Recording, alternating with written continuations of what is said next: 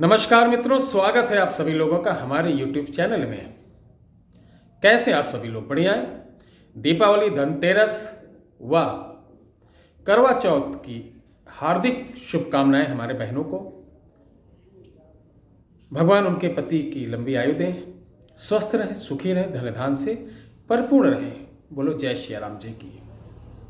आज मैं आप लोगों के बीच एक बहुत ही गुण विषय को लेकर आया हूं, जो ये विद्या सिर्फ मेरे भारत में थी, हमारे आर्यवर्त भारत खंडे, यानी आर्यवर्त जहां तक का था, यहां से अफगानिस्तान तक का, ये विद्या सिर्फ हमारे भारत में लोग, बाहरी देश के भी लोग आते थे कि काश ये विद्या मुझे भी सीखने को मिल जाए। इसे कहते हैं रस रसायन कीमिया, यानी सोना, तांबे से सोना को बनाना, रांगा से चांदी को बनाना, धातु परिवर्तन। और आज भी बहुत सारे ऐसे लोग हैं गुप्त, जो इस चीज़ का प्रयोग करते हैं सिर्फ अपने मतलब भर का, व्यवसायीकरण के लिए नहीं।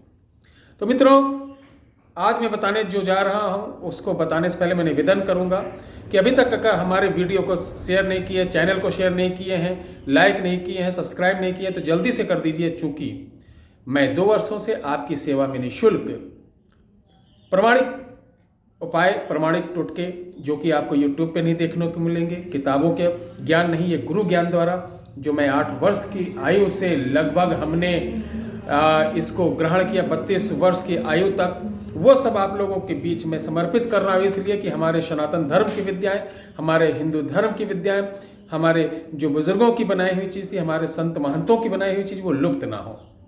तंत्र मंत्र यंत्र के नाम पे 1 रुपए किसी को ना दें।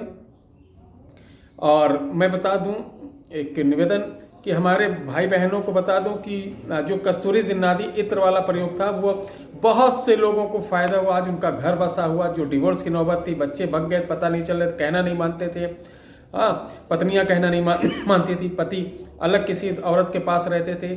कस्तूरी काला जिन्नादी इत्र, ये वही इत्र है जो 3 बूंद फोटो पे डालने से, दिन में 1 बजे फोटो पे डालना है और फोल्ड करके फोटो को दबा देना है।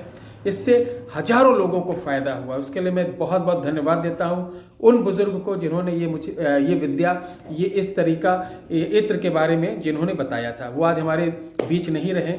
110 वर्ष की आयु में उन्होंने स्वर्ग सिधार गए।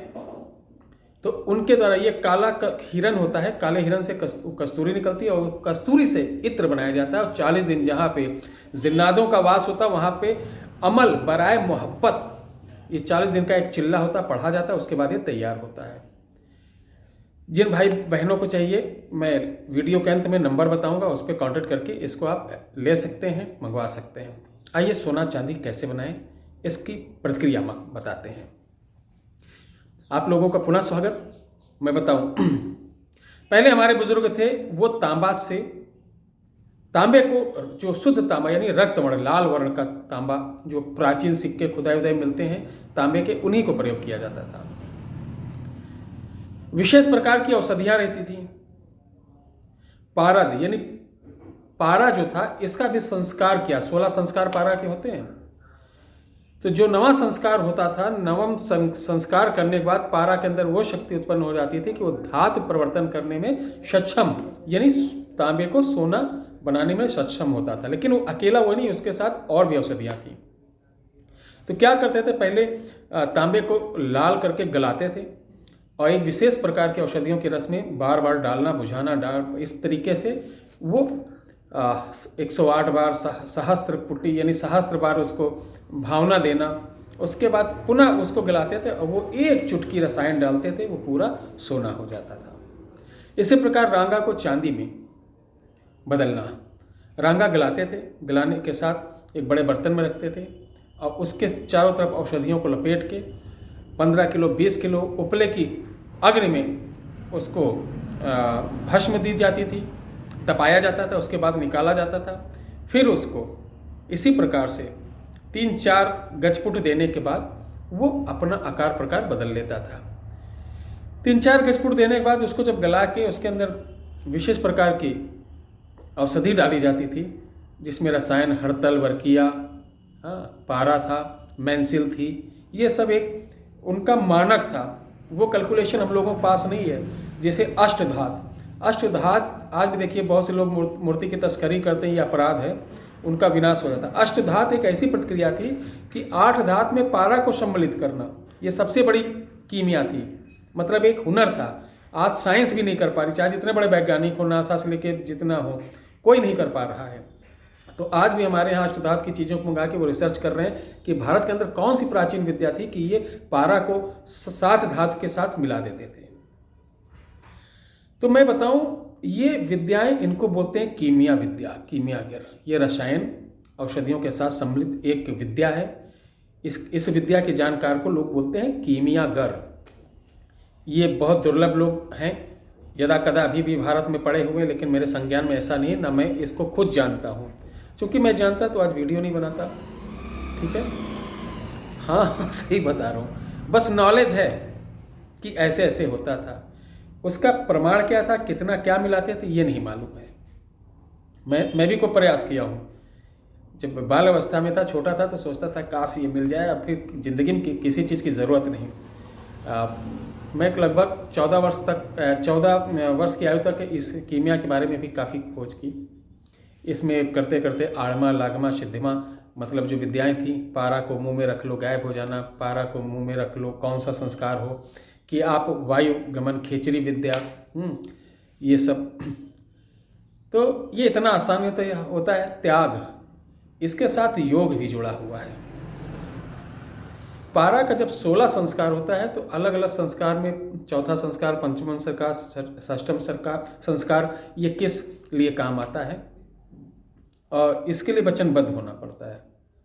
तो आपकी जानकारी में सिर्फ दे रहा हूँ कि सोना चांदी बनाना हमारे प्राचीन भारत में ये विद्याएं थीं। आज भी, आज का भारत बहुत मॉडर्नाइज हो गया है। हम लोग एडवांस टेक्नोलॉजी के चक्कर में, एडवांस बनने के चक्कर में प्राचीन चीज़ को भूलते चले जा रहे हैं, इसीलिए दुखी हैं। तो ये चीज़ हमारे भारत में थी और अभी भी यदा कदा लोगों के पास है। तो मैं इसलिए वीडियो बना रहा हूँ कि हमारे बच्चे, हमारे जो आने वाले कुल वंशज हैं, ये जाने कि भारत के अंदर ऐसी विद्याएं थीं कि धातु परिवर्तन की थी। इसे बोलते हैं कीमिया। क्या बोलते हैं? कीमिया। ये याद रखें, बाई चांस कभी आपसे कोई पूछे बाहर जाएं कि भाई भारत में मैंने सुना है कि एक विद्या थी, सोना से चांदी को, तांबे को चांदी में परिवर्तन कर देना, रांगा को, तांबे को सोना बना देना और रांगा को चांदी बना देना। उस विद्या को क्या बोलते हैं? तो आपको बोलना है कीमिया। वो थी कीमिया, रसायन प्रयोग। ठीक है, चलिए, बहुत बहुत धन्यवाद, आपने इतना समय दिया। मैं अगली वीडियो बहुत ही पावरफुल ला रहा हूँ। और दीपावली बाद कुछ ऐसे सिद्ध साधक हैं जो जंगलों में रहते हैं, आवाम से दूर रहते हैं, भीड़ में रहते हैं, किसी से मिलते नहीं। ऐसे साधकों से भी मिलवाऊंगा जो हमारे संज्ञान में हैं, मुझे बहुत इज्जत देते हैं। काला जादू करने वाले ऐसे लोग जो रात को 1 बजे निकलते हैं और गलत पैसों के लिए गलत काम करते हैं, ऐसे लोगों को भी मैं टारगेट करूंगा और उनको समझाऊंगा। वो लाइव होगा सब कुछ आपके सामने, आपकी आंखों के सामने। माता रानी की कृपा मुझ पर बनी हुई है। माता रानी जो मुझे बताती, मैं आप लोगों के बीच रख देता हूँ। हमारी जितनी भी आज तक का वीडियो हमारे अधिकतर यूट्यूब पे है, वो आपको किताबी ज्ञान नहीं मिलेगा, कहीं यूट्यूब पे ये ज्ञान नहीं मिलेगा। हाँ, मेरी नकल करके, इधर उधर करके लोगों ने बाद में परोसा होगा, लेकिन मेरा चैलेंज है, हमारी चीज़ सिर्फ गुरु ज्ञान या श्रीमुख माता जो बताती हैं, कामाख्या माँ, जो हमारी पाताल भैरवी बताती हैं, जो भैरव बाबा बताते हैं, जो हमारी 64 जोगनियाँ बताती हैं, वो मैं आप लोगों के बीच रखता हूँ। कोई बड़ा काम कराना चाहे वो पर्सनल मिल सकता है, कोई स्पेशल काम कराना चाहे वो मिल सकता है। उसका काम फुल गारंटी के साथ, लिखा पढ़ी के साथ मैं करूँगा। उसके लिए आना पड़ेगा।